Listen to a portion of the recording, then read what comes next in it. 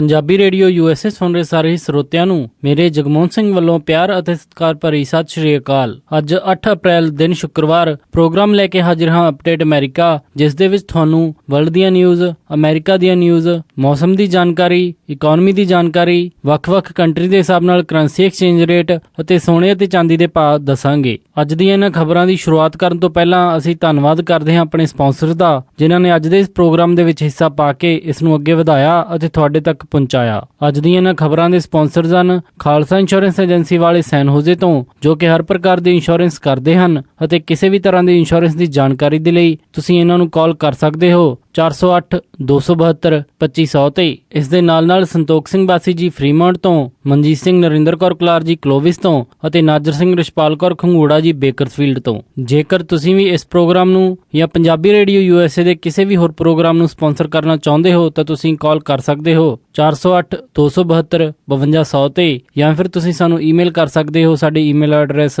info@punjabiradiousa.com ਤੇ। ਹੁਣ ਵੱਧਦੇ ਹਾਂ ਜੀ ਅੱਜ ਦੀ ਪਹਿਲੀ ਖਬਰ ਵੱਲ।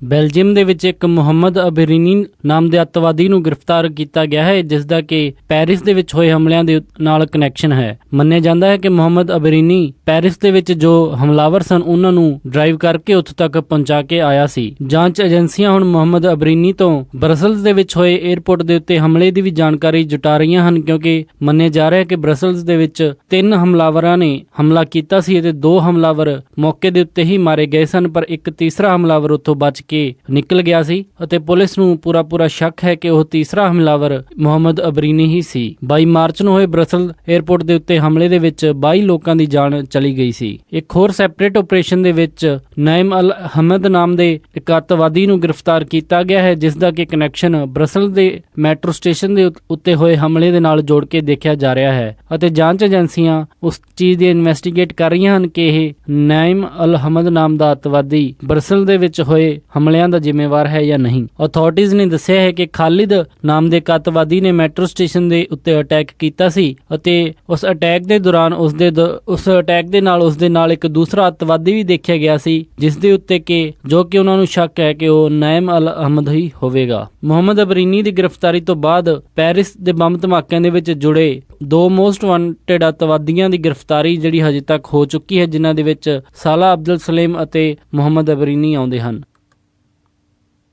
ਰਾਸ਼ਟਰਪਤੀ ਦੇ ਲਈ ਹੋਣ ਵਾਲੀਆਂ ਚੋਣਾਂ ਦੇ ਲਈ ਜੋ ਪ੍ਰਾਇਮਰੀਜ਼ ਅਤੇ ਕਾਕਸ ਡੈਮੋਕ੍ਰੈਟਿਕ ਅਤੇ ਰਿਪਬਲਿਕਨ ਪਾਰਟੀਜ਼ ਦੇ ਚੱਲ ਰਹੇ ਹਨ, ਉਹਨਾਂ ਦੇ ਵਿੱਚੋਂ ਕੱਲ ਡੈਮੋਕ੍ਰੈਟਿਕ ਪਾਰਟੀ ਦਾ ਕਾਕਸ ਵਾਇਓਮਿੰਗ ਦੇ ਵਿੱਚ ਹੋਣ ਜਾ ਰਿਹਾ ਹੈ। ਵਾਇਓਮਿੰਗ ਦੇ ਵਿੱਚ ਟੋਟਲ ਡੈਮੋਕ੍ਰੈਟਿਕ ਪਾਰਟੀ ਦੇ 18 ਡੈਲੀਗੇਟਸ ਹਨ, ਜਿਨ੍ਹਾਂ ਦੇ ਵਿੱਚੋਂ 4 ਸੁਪਰ ਡੈਲੀਗੇਟਸ ਹਨ ਅਤੇ 14 ਜੋ ਪਲੇਸਡ ਡੈਲੀਗੇਟਸ ਆਉਂਦੇ ਹਨ। ਹਾਲਾਂਕਿ ਇਹਨੇ ਘੱਟ ਡੈਲੀਗੇਟਸ ਦੀ ਸੰਖਿਆ ਵਾਲੀ ਸਟੇਟਸ ਦਾ ਜੋ ਮੇਨ ਰਿਜ਼ਲਟ ਦੇ ਉੱਤੇ ਖਾਸ ਅਸਰ ਨਹੀਂ ਰਹੇਗਾ, ਪਰ ਇੱਕ ਮਨੋਵਿਗਿਆਨਿਕ ਲਾਭ ਇੱਕ ਸਟੇਟ ਜਿੱਤ ਕੇ ਹੁੰਦਾ ਹੈ, ਉਹ ਲਾਭ ਇਹ ਦੋਨੇ ਹੀ ਕੈਂਡੀਡੇਟ ਲੈਣ ਦੀ ਕੋਸ਼ਿਸ਼ ਕਰਨਗੇ। ਜਿੱਥੇ ਕਿ ਹਿਲਰੀ ਕਲਿੰਟਨ ਨੂੰ ਪਿਛਲੇ ਕਾਫੀ ਪ੍ਰਾਇਮਰੀਜ਼ ਅਤੇ ਕਾਕਸ ਦੇ ਵਿੱਚ ਹਾਰ ਮਿਲ ਰਹੀ ਹੈ, ਉੱਥੇ ਹੀ ਬਰਨੀ ਸੈਂਡਰਸ ਜੋ ਉਹਨਾਂ ਦੀ ਜਿੱਤ ਦਾ ਸਿਲਸਿਲਾ ਚੱਲਦਾ ਆ ਰਿਹਾ ਹੈ ਉਸ ਨੂੰ ਬਰਕਰਾਰ ਰੱਖਣ ਦੀ ਕੋਸ਼ਿਸ਼ ਕਰਨਗੇ। ਜੇ ਆંકੜਿਆਂ ਦੇ ਹਿਸਾਬ ਨਾਲ ਦੇਖਿਆ ਜਾਵੇ ਤਾਂ ਬਰਨੀ ਸੈਂਡਰਸ ਹਜੇ ਤੱਕ ਜਿੱਥੇ ਵੀ ਕਾਕਸ ਹੋਈਆਂ ਹਨ ਜਾਂ ਫਿਰ ਜਿੱਥੇ ਵਾਈਟ ਪੋਪੂਲੇਸ਼ਨ ਜ਼ਿਆਦਾ ਹੈ, ਉੱਥੇ ਸਾਰੀਆਂ ਹੀ ਸਟੇਟਸ ਦੇ ਵਿੱਚ ਉਹ ਜੇਤੂ ਰਹੇ ਹਨ। ਅਤੇ ਵਾਇਓਮਿੰਗ ਦੀ ਜੇ ਗੱਲ ਕਰੀਏ, ਉੱਥੇ ਵੀ ਵਾਈਟ ਪੋਪੂਲੇਸ਼ਨ ਜ਼ਿਆਦਾ ਹੈ ਅਤੇ ਇੱਥੇ ਵੀ ਪ੍ਰਾਇਮਰੀਜ਼ ਦੀ ਬਜਾਏ ਕਾਕਸ ਹੋਣ ਜਾ ਰਹੇ ਹਨ। ਸੋ ਪੋਲਿੰਗ ਸਰਵੇਸ ਦੇ ਵਿੱਚ ਬਰਨੀ ਸੈਂਡਰਸ ਦਾ ਵਾਇਓਮਿੰਗ ਜਿੱਤਣਾ ਤੈਅ ਮੰਨਿਆ ਜਾ ਰਿਹਾ ਹੈ। ਬਾਕੀ ਕੱਲ ਵੋਟਿੰਗ ਤੋਂ ਬਾਅਦ ਹੀ ਪਤਾ ਲੱਗੇਗਾ ਕਿ ਵਾਇਓਮਿੰਗ ਨੂੰ ਹਿਲਰੀ ਕਲਿੰਟਨ ਨੇ ਜਿੱਤਿਆ ਜਾਂ ਫਿਰ ਬਰਨੀ ਸੈਂਡਰਸ ਨੇ। ਰਿਪਬਲਿਕਨ ਅਤੇ ਡੈਮੋਕ੍ਰੈਟਿਕ ਦੋਨੋਂ ਹੀ ਪਾਰਟੀਜ਼ ਦੀ ਮੇਨ ਜੋ ਨਜ਼ਰ ਹੈ ਉਹ ਨਿਊਯਾਰਕ ਸਟੇਟ ਦੇ ਉੱਤੇ ਹੋਵੇਗੀ, ਜਿੱਥੇ ਕਿ 19 ਅਪ੍ਰੈਲ ਨੂੰ ਪ੍ਰਾਇਮਰੀਜ਼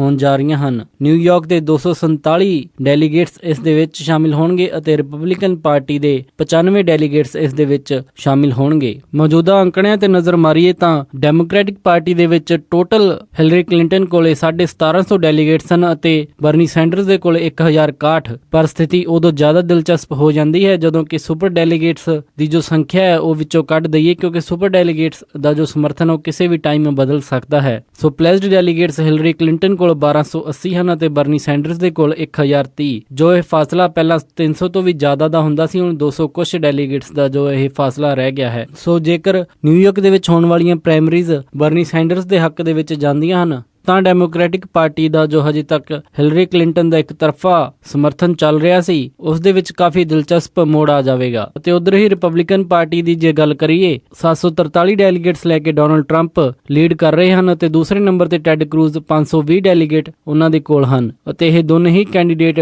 ਨਿਊਯਾਰਕ ਦੇ ਵਿੱਚ ਜਿੱਤ ਕੇ ਆਪਣੀ ਪੋਜੀਸ਼ਨ ਹੋਰ ਪੱਕੀ ਕਰਨ ਦੀ ਕੋਸ਼ਿਸ਼ ਕਰਨਗੇ। ਹਾਲਾਂਕਿ ਜੇ ਪੋਲਿੰਗ ਸਰਵੇ ਦੇ ਹਿਸਾਬ ਨਾਲ ਮੰਨੇ ਜਾਈਏ ਤਾਂ ਇੱਥੇ ਡੋਨਲਡ ਟਰੰਪ ਜਾਂ ਫਿਰ ਜੌਨ ਕੈਸਿਕ ਇਹਨਾਂ ਦੋਨਾਂ ਦੇ ਵਿੱਚੋਂ ਕੋਈ ਕੈਂਡੀਡੇਟ ਜਿੱਤਦਾ ਨਜ਼ਰ ਆ ਰਿਹਾ ਹੈ, ਪਰ ਹਜੇ 10-11 ਦਿਨ ਦਾ ਜੋ ਸਮਾਂ ਹੈ ਉਹ ਪਿਆ ਹੈ ਅਤੇ ਇਹਨਾਂ 10-11 ਦਿਨਾਂ ਦੇ ਵਿੱਚ ਜੋ ਵੀ ਕੈਂਡੀਡੇਟ ਵਧੀਆ ਕੈਂਪੇਨਿੰਗ ਜਾਂ ਫਿਰ ਡਿਬੇਟ ਦੇ ਵਿੱਚ ਹਿੱਸਾ ਲਵੇਗਾ ਉਸ ਦੇ ਹੱਕ ਦੇ ਵਿੱਚ ਮਾਹੌਲ ਜੋ ਹੈ ਪਲਟ ਸਕਦਾ ਹੈ। ਟੈਕਸਸ ਦੇ ਸੈਨ ਐਂਟੋਨੀਓ ਦੇ ਵਿੱਚ ਲੈਕਲੈਂਡ 에ਅਰ ਫੋਰਸ ਬੇਸ ਦੇ ਵਿੱਚ 2 에ਅਰ ਫੋਰਸ ਦੇ ਕਰਮਚਾਰੀ ਮਾਰੇ ਗਏ ਹਨ। ਮੀਡੀਆ ਦੇ ਵਿੱਚ ਆਈਆਂ ਖਬਰਾਂ ਦੇ ਅਨੁਸਾਰ ਇੱਕ 에ਅਰਮੈਨ ਨੇ ਆਪਣੇ ਕਮਾਂਡਿੰਗ ਅਫਸਰ ਨੂੰ ਗੋਲੀ ਮਾਰ ਕੇ ਉਸ ਤੋਂ ਬਾਅਦ ਖੁਦ ਨੂੰ ਗੋਲੀ ਮਾਰ ਲਈ। ਬ੍ਰਿਗੇਡੀਅਰ ਜਨਰਲ ਰਾਬਰਟ ਲਾਬਰੂਟਾ ਅਤੇ ਕਮਾਂਡਰ ਜੁਆਇੰਟ ਬੇਸ ਸੈਨ ਐਂਟੋਨੀਓ ਨੇ ਦੱਸਿਆ ਹੈ ਕਿ ਸੀਨ ਦੇ ਉੱਤੇ 2 ਵੈਪਨ ਆਇਡੈਂਟੀਫਾਈ ਕੀਤੇ ਗਏ ਹਨ ਅਤੇ ਉਹਨਾਂ ਨੇ ਦੱਸਿਆ ਕਿ ਇਸ ਘਟਨਾ ਦੇ ਵਿੱਚ 2 ਕੈਜੂਅਲਟੀਜ਼ ਹੋਈਆਂ ਹਨ ਅਤੇ ਇਸ ਤੋਂ ਬਾਅਦ ਉਹਨਾਂ ਨੇ ਕੋਈ ਹੋਰ ਜਾਣਕਾਰੀ ਦੇਣ ਤੋਂ ਸਾਫ਼ ਇਨਕਾਰ ਕਰ ਦਿੱਤਾ ਅਤੇ ਉਹਨਾਂ ਨੇ ਇਹ ਵੀ ਦੱਸਿਆ ਕਿ ਇਹ ਇੱਕ ਵਰਕਪਲੇਸ ਵਾਇਲੈਂਸ ਹੈ ਅਤੇ ਇਹ ਕਿਸੇ ਵੀ ਅੱਤਵਾਦੀ ਘਟਨਾ ਦੇ ਨਾਲ ਨਹੀਂ ਜੋੜੀ ਜਾ ਸਕਦੀ। ਪੈਂਟਾਗਨ ਦੇ ਵਿੱਚ ਆਈ ਇੱਕ ਅੰਦਰੂਨੀ ਖਬਰਾਂ ਦੇ ਮੁਤਾਬਿਕ ਇੱਕ ਟ੍ਰੇਨਿੰਗ ਸਕੁਐਡ ਦੇ ਕਮਾਂਡਿੰਗ ਅਫਸਰ ਨੂੰ ਇੱਕ 에ਅਰਮੈਨ ਨੇ ਕਲਾਸਰੂਮ ਦੇ ਵਿੱਚ ਗੋਲੀ ਮਾਰ ਦਿੱਤੀ, ਉਸ ਤੋਂ ਬਾਅਦ ਉਸਨੇ ਖੁਦ ਨੂੰ ਵੀ ਗੋਲੀ ਮਾਰ ਦਿੱਤੀ। ਹਾਲਾਂਕਿ ਮਿਲਟਰੀ ਆਫੀਸ਼ੀਅਲਸ ਇਸ ਖਬਰ ਨੂੰ ਕਨਫਰਮ ਨਹੀਂ ਕਰ ਰਹੇ ਹਨ। ਬ੍ਰਿਗੇਡੀਅਰ ਲਾਬਰੂਟਾ ਨੇ ਕਿਹਾ ਕਿ ਉਹਨਾਂ ਨੂੰ ਇਸ ਘਟਨਾ ਦੇ ਉੱਤੇ ਬਹੁਤ ਹੀ ਦੁੱਖ ਹੈ ਅਤੇ ਇਸ ਘਟਨਾ ਦੇ ਵਿੱਚ ਮਾਰੇ ਗਏ ਦੋਨੇ 에ਅਰਮੈਨ ਦੇ ਪਰਿਵਾਰਾਂ ਦੇ ਲਈ ਉਹ ਪ੍ਰਾਰਥਨਾ ਕਰਦੇ ਹਨ।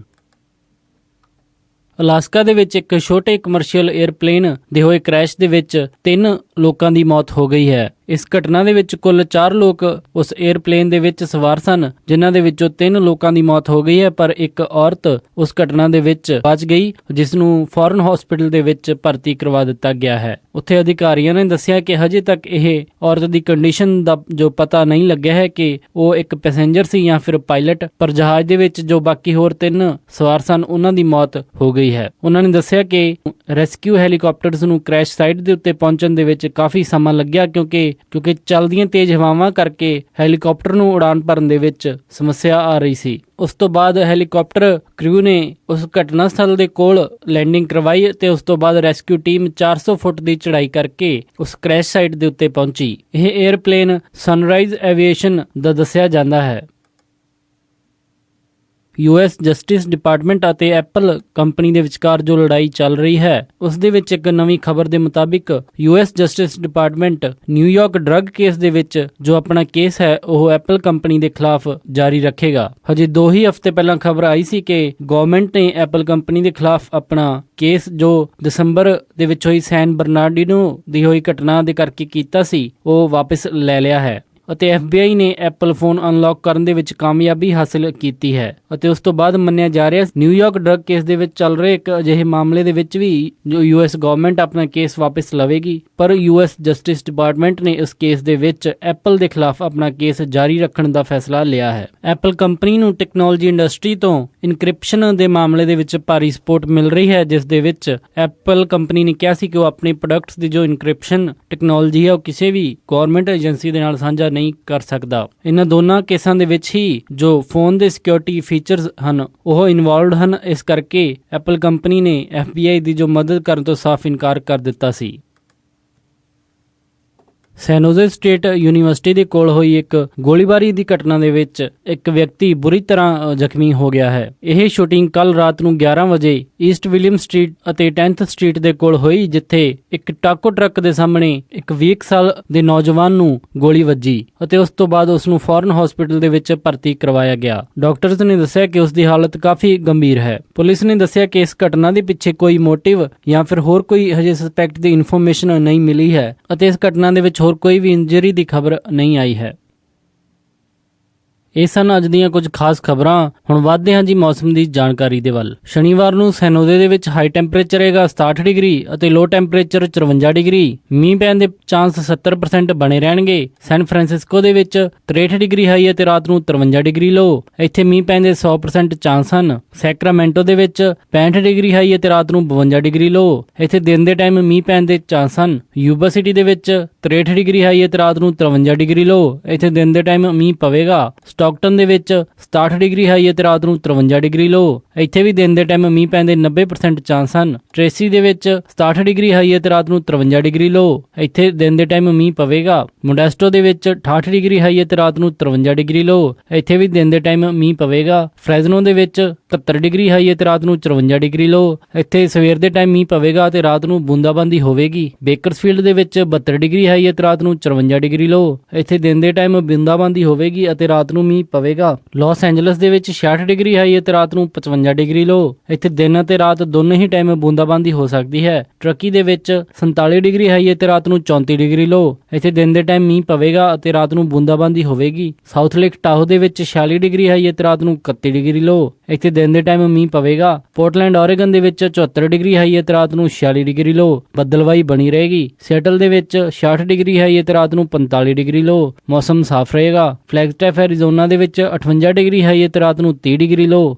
ਸਾਲਟ ਲੇਕ ਸਿਟੀ ਯੂਟਾ ਦੇ ਵਿੱਚ 70 ਡਿਗਰੀ ਹਾਈ ਅਤੇ ਰਾਤ ਨੂੰ 49 ਡਿਗਰੀ ਲੋ। ਇੱਥੇ ਦੁਪਹਿਰ ਬਾਅਦ ਮੀਂਹ ਪੈਣ ਦੇ ਚਾਂਸ ਹਨ। ਸ਼ਿਕਾਗੋ ਦੇ ਵਿੱਚ 35 ਡਿਗਰੀ ਹਾਈ ਅਤੇ ਰਾਤ ਨੂੰ 33 ਡਿਗਰੀ ਲੋ। ਦਿਨ ਦੇ ਵਿੱਚ ਮੌਸਮ ਸਾਫ਼ ਰਹੇਗਾ ਅਤੇ ਦੇਰ ਰਾਤ ਨੂੰ ਮੀਂਹ ਅਤੇ ਬਰਫ਼ਬਾਰੀ ਹੋ ਸਕਦੀ ਹੈ। ਨਿਊਯਾਰਕ ਦੇ ਵਿੱਚ 42 ਡਿਗਰੀ ਹਾਈ ਅਤੇ ਰਾਤ ਨੂੰ 30 ਡਿਗਰੀ ਲੋ। ਇੱਥੇ ਮੀਂਹ ਪਵੇਗਾ। ਕੈਨੇਡਾ ਟੋਰਾਂਟੋ ਦੇ ਵਿੱਚ -1 ਡਿਗਰੀ ਸੈਲਸੀਅਸ ਹਾਈ ਅਤੇ ਰਾਤ ਨੂੰ -8 ਡਿਗਰੀ ਸੈਲਸੀਅਸ ਲੋ। ਵਿਨੀਪੈਗ ਦੇ ਵਿੱਚ 4 ਡਿਗਰੀ ਸੈਲਸੀਅਸ ਹਾਈ ਅਤੇ ਰਾਤ ਨੂੰ -2 ਡਿਗਰੀ ਸੈਲਸੀਅਸ ਲੋ। ਕੈਲਗਰੀ ਦੇ ਵਿੱਚ 15 ਡਿਗਰੀ ਸੈਲਸੀਅਸ ਹਾਈ ਅਤੇ ਰਾਤ ਨੂੰ -2 ਡਿਗਰੀ ਸੈਲਸੀਅਸ ਲੋ। ਵੈਨਕੂਵਰ ਦੇ ਵਿੱਚ 17 ਡਿਗਰੀ ਸੈਲਸੀਅਸ ਹਾਈ ਅਤੇ ਰਾਤ ਨੂੰ 6 ਡਿਗਰੀ ਸੈਲਸੀਅਸ ਲੋ। ਅੰਮ੍ਰਿਤਸਰ ਦੇ ਵਿੱਚ 32 ਡਿਗਰੀ ਸੈਲਸੀਅਸ ਹਾਈ ਅਤੇ ਰਾਤ ਨੂੰ 20 ਡਿਗਰੀ ਸੈਲਸੀਅਸ ਲੋ। ਮੈਲਬਰਨ ਆਸਟ੍ਰੇਲੀਆ ਦੇ ਵਿੱਚ 23 ਡਿਗਰੀ ਸੈਲਸੀਅਸ ਹਾਈ ਅਤੇ ਰਾਤ ਨੂੰ 13 ਡਿਗਰੀ ਸੈਲਸੀਅਸ ਲੋ। ਲੰਡਨ ਦੇ ਵਿੱਚ 10 ਡਿਗਰੀ ਸੈਲਸੀਅਸ ਹਾਈ ਅਤੇ ਰਾਤ ਨੂੰ 2 ਡਿਗਰੀ ਸੈਲਸੀਅਸ ਲੋ। ਬਰਲਿਨ ਦੇ ਵਿੱਚ 14 ਡਿਗਰੀ ਸੈਲਸੀਅਸ ਹਾਈ ਅਤੇ ਰਾਤ ਨੂੰ 6 ਡਿਗਰੀ ਸੈਲਸੀਅਸ ਲੋ। ਅਤੇ ਪੈਰਿਸ ਦੇ ਵਿੱਚ 12 ਡਿਗਰੀ ਸੈਲਸੀਅਸ ਹਾਈ ਅਤੇ ਰਾਤ ਨੂੰ 1 ਡਿਗਰੀ ਸੈਲਸੀਅਸ ਲੋ ਰਹੇਗਾ ਜੀ। ਇਹ ਜੀ ਮੌਸਮ ਦੀ ਜਾਣਕਾਰੀ। ਹੁਣ ਵਧਦੇ ਹਾਂ ਜੀ ਸਟਾਕ ਮਾਰਕੀਟ ਦੀ ਇਨਫੋਰਮੇਸ਼ਨ ਵੱਲ। ਸ਼ੁੱਕਰਵਾਰ ਨੂੰ ਕਲੋਜ਼ਿੰਗ ਦੇ ਸਮੇਂ ਡਾਓ ਜੋਨਸ